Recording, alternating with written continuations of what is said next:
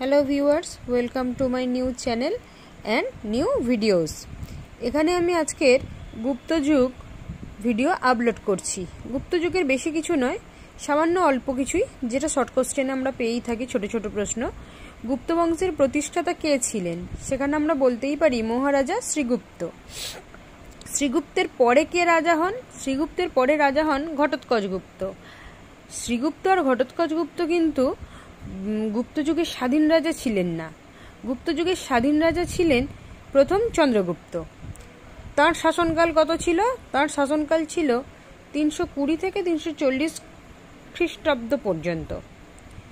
আচ্ছা, তিনি কাকে বিবাহ করেছিলেন? তিনি লিচ্ছবির রাজকন্যা কুমার দেবীকে বিবাহ করেন। চন্দ্রগুপ্তের রাজত্বকাল থেকে গুপ্তাব্দ অর্থাৎ অব্দ শব্দটি প্রচলন হয়।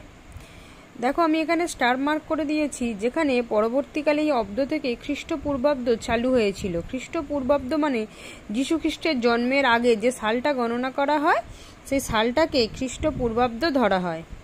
এই চ্যানেলটি থেকে নতুন ভিডিও আপলোড পেতে গেলে তাড়াতাড়ি চ্যানেলটি সাবস্ক্রাইব করে লাইক করে দিন।